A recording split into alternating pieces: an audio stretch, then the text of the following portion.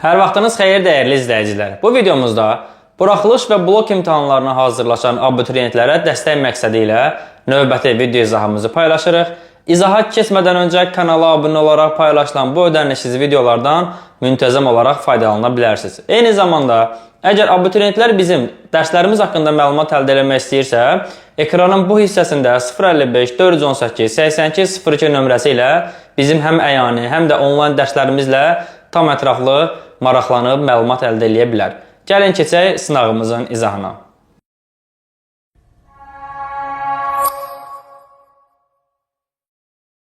İlk sualımızda sözlərin tələffüzü ilə bağlı uyğunluğu istəyir bizdən.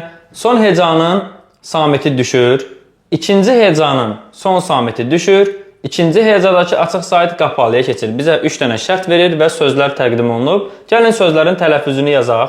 Kölgəyə sözü tələffüz olunur. Kölgüyə formasında. Bərdəyə sözü tələffüz olunur. Bərdiyə formasında.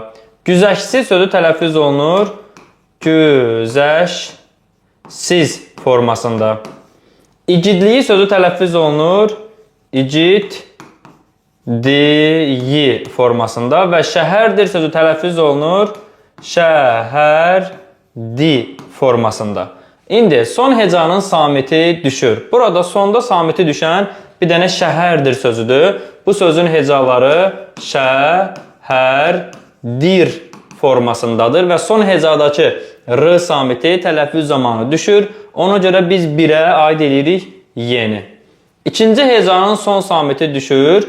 Burada ortada düşən güzəştsiz sözüdür. Onun hecaları güzəştsiz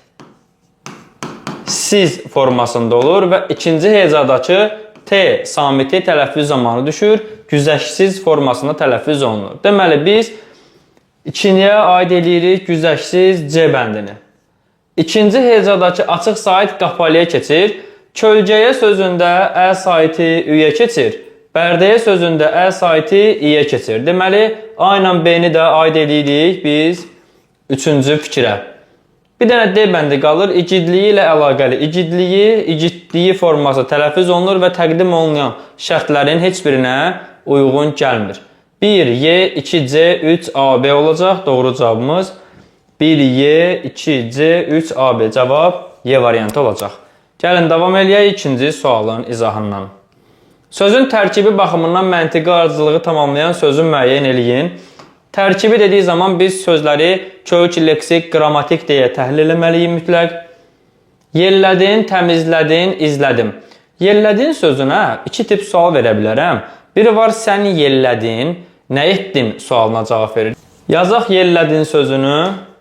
Sual verək, yellədin, nə etdin sualına cavab verir. Burada di zamandır, n şəxsdir. Deməli, sözün kökü yeldir, yeldən yelləmə, yellədi, n. Eyni il olduğu kimi di zaman, n şəxs kimi təhlil olunur. Sən nə etdin, yellədin. İlk təhlil forması budur. Biri də var, əmr eləyirəm ki, yellədin, siz yellədin. Və sual belə olur, siz nə edin? Bir dənə in qrammatikdir, feilin əmr şəklidir. İnin qrammatikini götürürəm.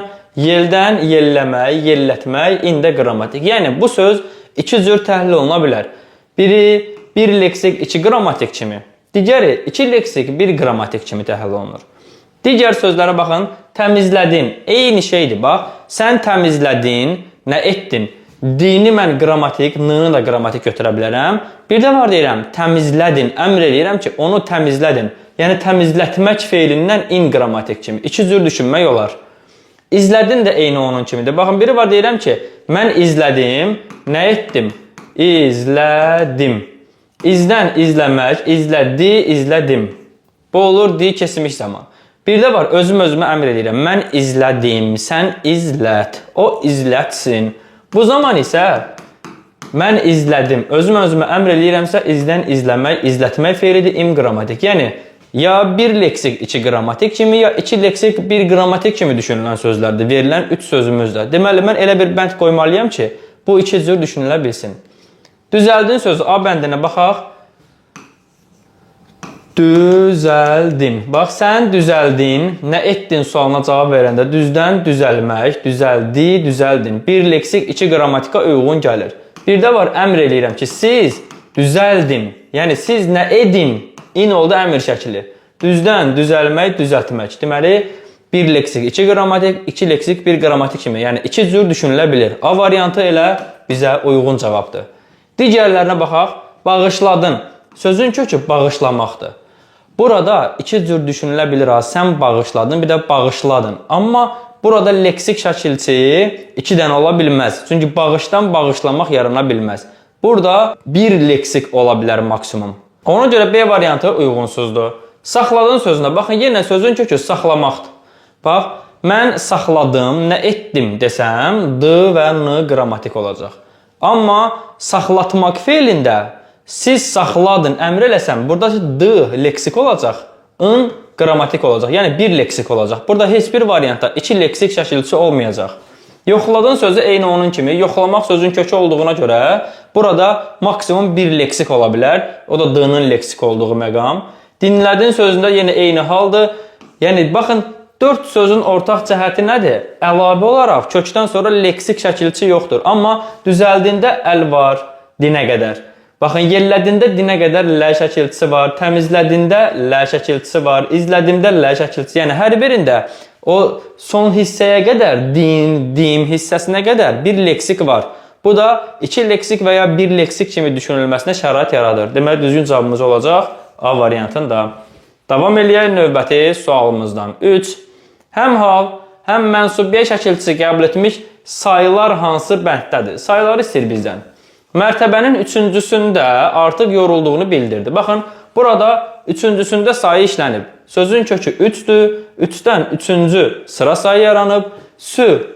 Ü burada mənsubiyyətdir, S bitişdirici ilə işlənib, D də yerli haldır. Yəni, burada sıra sayında həm mənsubiyyət var, həm də hal var. Deməli, 1 doğrudur. Mən indiyə qədər sualların 5-də 2-sini yoxlamışam. 5-də 2 bu kəsir sayıdır. 2 sayında C mənsubiyyət, ikinci I haldır. Yəni, həm hal, həm mənsubiyyət var. 6-cısı tapılanda artıq gec idi. Baxın, 6-cı sıra sayında bir dənə mənsubiyyət var. Hal şəkilçisi işlənməyib. Sən neçəncisini axtarırdın? Bu cümlədə ümumiyyətlə say yoxdur. Neçənci sual əvəzli idi. Biz bəzən neçənci sözünü sayla qarışdırırıq. Unutmayın, hər bir nitq hissəsinin sualı sual əvəzli deməkdir. Mən uşaqların 5-ini həyətdə gördüm. 5 müəyyən miqdar saydı. 5-i I burada olacaq mənsubiyyət. İkinci I təsirli hal şəkilçisidir. Həm hal var, həm mənsubiyyət. Demək, 5-i götürəcəm. 1, 2 və 5. Düzgün cavabımız olacaq C variantında.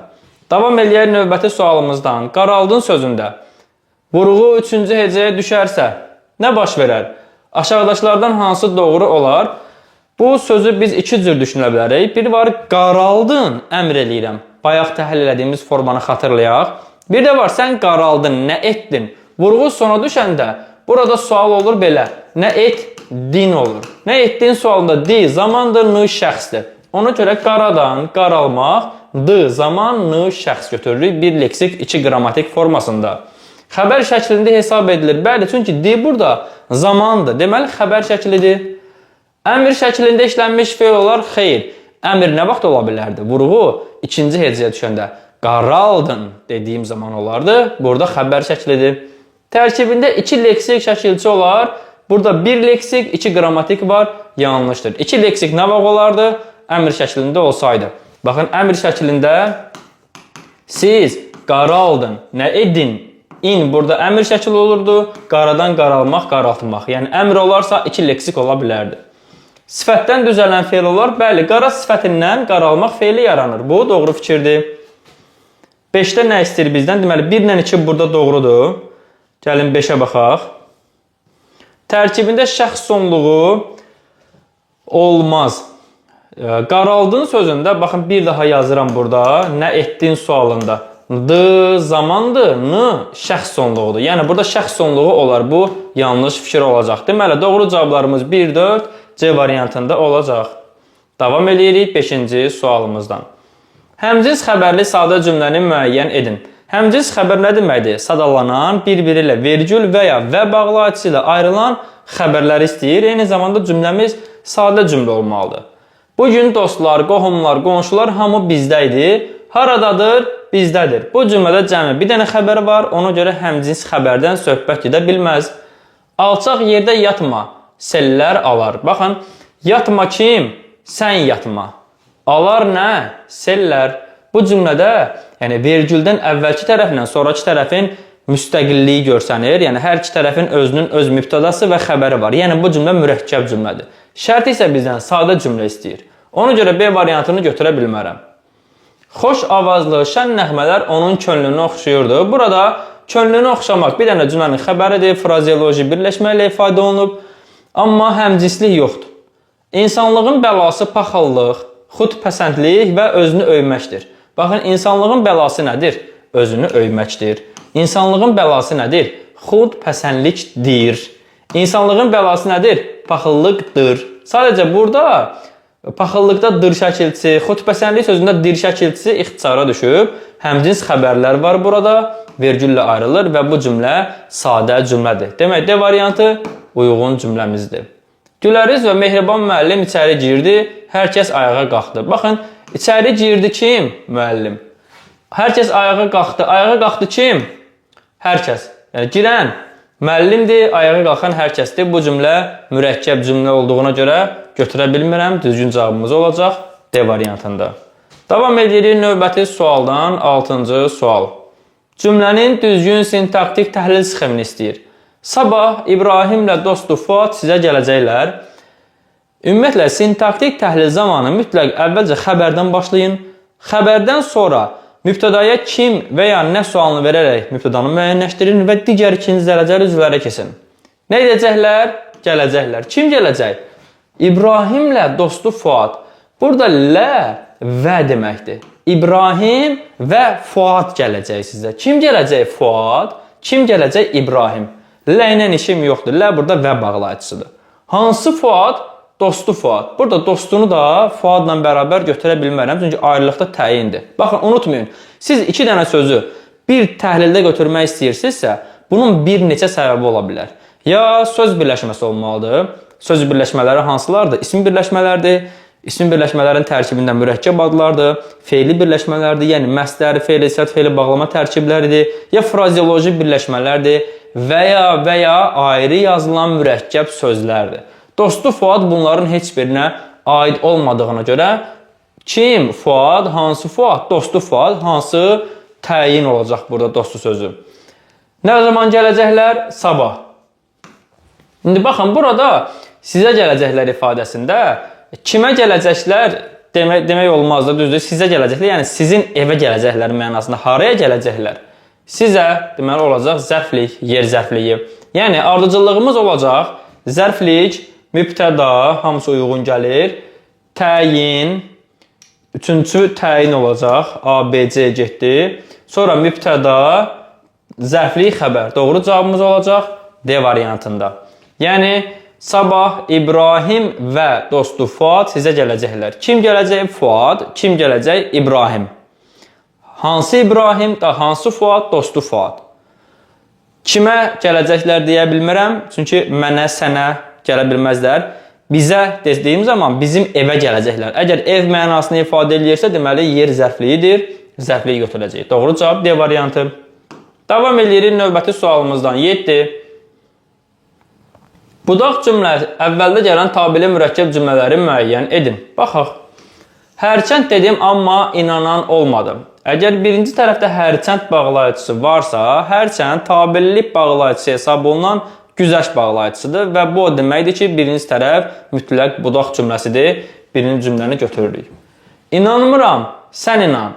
Burada budaq cümlənin əvvəldə gəldiyi variant yoxdur. Haraya demişdinsə, oraya baxdım. Baxın, haraya demişdinsə, sual əvəzi ilə ifadə olunmuş bu cümlədə onun qarşılıq sözdə oraya sözdə verilib. Deməli, bu cümlədə budaq cümlə əvvəldə gəlib. De ki, hər şey gözəl olacaq.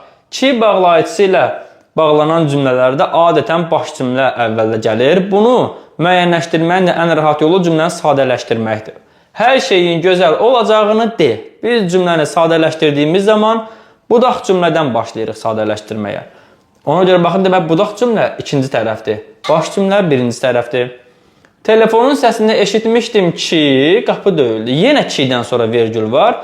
Bir halda biz ki işlənən cümləni baş cümlə yox, budaq cümlə götürə bilərik. O da zaman əlaqəli tabeli mürəkkəb cümlədə təzəcə sözünü artırdığım zaman. Baxın, telefonun səsini təzəcə eşitmişdim ki, qapı döyüldü. Təzəcəni artıra bilirsənsə, demək ki, birinci tərəf mütləq budaq cümlədir. Ona görə 5-i götürməliyəm. 1, 3, 5 düzgün cavabımız olacaq B variantında. 8-ci sual. Fərqləndirilmiş cümlələrdəki sözlərə əsasən Euler-Venn diaqramına uyğunluğu müəyyən edin. Gəlin, baxaq görək uyğunluğumuz nədir? Mənə də bu barədə dünən deyiblər. Mənə də deyiblər. Də burada bağlayıcıdır. O sənə dedi də, mən şahidəm. Baxın, dedi də, əgər deyilişdə əni uzadırsansa, burada bir ədat mövqeyi var. Bəsdir də, dərsini oxu da, bunu yaz da. Baxın, bu formada səsin uzanmasında, yəni bu intonasiyada mütləq də ədatdır. Amma bağlayıcıda belə bir intonasiya olmur. Məsələn, mənə də deyiblər. Mənə də deyiblər. Mümkün deyil axı demək. Mənə də deyiblər. Demək, burada məndən başqasına deyiblər ki, mənə də deyiblər. Yəni, sadalanma xarakteri var. Bu bağlayıcıdır. Yəni, birinci cümlədə bağlayıcıdır, ikinci cümlədə ədatdır. Fikrin qüvvətli ifadə olunmasına kömək edir. Qüvvətli ifadə əlbəttə ki, ədata məxsusdur. Ona görə A-nı yazıram ikinci xanada. Sözləri bağlamaq xidmət edir. Bağlamaq əlbəttə bağlayıcıya xasdır. B-ni yazıram birinci hissəyə. Yalnız qrammatik mənaya malikdir. Bəli, köməkçi nitq hissələri hər biri həm qoşma, həm bağlayıcı, həm ədat, həm moda. Bunlar ancaq qrammatik mənaya malikdir. C-ni yazıram ortaq fikrə. Hal şəkilçisi də eyni fonetik tərkibə malikdir. Bəli, hal şəkilçisi də qrammatik mənaya malikdir. Yəni şəkilçilər və köməkçi nitq hissələri. Ona görə eyni fonetik tərkibə malikdir fikri hər ikisi üçün ortaqdır. Özündən əvvəlki sözlə birlikdə məna çaları yaradır. Məna çaları yaratmaq öz də əvvəlki sözlə birgə. Bu qoşmaya məxsus. Çünki qoşma özündən əvvəl gələn sözlərə bitişir və birlikdə bir məna çaları yaradır. Bu ifadələrdə bizdə bir bağlayıcı var, bir ədat var, qoşma yoxdur. Ona görə Y bəndəki fikir heç birinə aid olmayacaq. 1B, 2A olacaq, 3CD. Görə elə bir variantımız varmı? 1B, 2A, 3CD. Baxın, düzgün cavabımız olacaq B variantı. Davam eləyək növbəti sualımızdan. 9. Hansı nümunədə ismi birləşmə işlənməyib? Qayıt mənim gülüm, qayıt bu yerə. Ey mənim istəyim, nə gəlməz oldun. Baxın, mənim gülüm. Elə bu, mənim istəyim. Bu ifadələr ismi birləşmələrdir. Ona görə A bəndini götürə bilmərəm. Burada ismi birləşmə işlənib. Çaşıb başqa yolla keçirəm evə, düz, öz qaydasınca küçələri sən. Baxın, başqa yol. Birinci növ isim birləşmə. Burada yenə işlənib, B-ni götürə bilmirəm. Dənizi verdim ki, sənə hədiyyə, gəldiyim sahilə gələsən bir də. Gəldiyim sahil, hansı sahil? Yenə birinci növ isim birləşmə var burada. Ona görə C-ni götürmək olmaz. Elə dayanırsan, elə baxırsan, elə bir qarşında quru bir daşam. Quru daş. Bu da birinci növ isim birləşmədir. Hansı daş? Ona görə D bəndə də var, götürə bilmərəm. Bir halımı soruş, könlümü dindir, axşamlar yadıma düşür səhərim. Bu nümunənin tərkibində hər hansı bir isim birləşmə yoxdur. Demək, düzgün cavabımız olacaq Y variantı. Davam edirik bu videomuzun, izahımızın sonuncu sualı, yəni 10-cu sualdan. Biz dostların yardımını unutmamalıyıq. Cümləsində işlənmiş İkinci dərəcəli üzv haqqındakı fikirlərdən biri yanlışdır. Gəlin əvvəla cümləni təhlil eləyək və oradan ikinci dərəcəli üzvü müəyyənləşdirək. Nə etməliyik? Unutmamalıyıq. Kim? Biz. Nəyi unutmamalıyıq? Dostların yardımını. Tamamlıqdır. Yəlik və mənsubiyyət.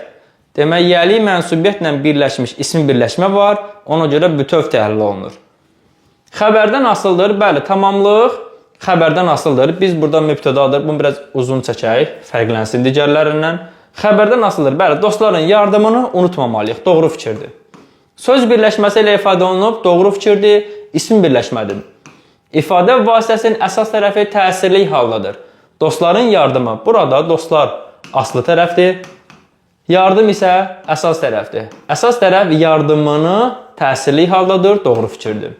İfadə vasitəsinin həm əsas, həm də aslı tərəfinin fonetik tərkibində 2 qrammatik şəkilçi var. Baxın, dostların yardımını. Dost köçdür, lar qrammatik, dostların ın, yəli, hal qrammatik. Yardım köçdür, yardımı mənsubiyyət qrammatik, ı təsirli hal qrammatik. Hər ikisində 2 qrammatik şəkilçi varmı? Bəli, var. Deməli, bu doğru fikirdir. Mübtəda ilə tabellik əlaqəsindədir. Biz dostların yardımını uyğunlaşır. Varmı əlaqə? Yox. Bax, burada əlaqə var. Nədə? Biz unutmamalıyıq. Uzlaşma əlaqəsi var. Sonra, dostların yardımını unutmamalıyıq. Burada tabellik əlaqəsi var. Amma biz dostların yardımının arasında heç bir əlaqə yoxdur. Ona görə də mübtəda ilə tamamlıq arasında tabellik əlaqəsi ola bilməz. Bu səhv fikirdir. Dəyərli izləyicilər, bu izahımızın da, videomuzun da sonuna gəldik. Kanala abunə olaraq, videolarımızı bəyənib paylaşaraq bizlərə dəstək ola bilərsiniz. Eyni zamanda paylaşılan bu videolardan ödənişsiz formada istifadə edə bilərsiniz. Bizim dərslərimizlə maraqlanmaq üçün 055 418 82 02 nömrəsi ilə WhatsApp-dan yazıb və ya zəng eləyə bilərsiniz. Dərslərimiz əyani şəkildə Bakı şəhəri Elmlər Akademiyası metrosunun düz çıxışında yerləşən kursumuzda tədris olunur. Sağ olun, növbəti izahlarda, növbəti videolarda görüşərik.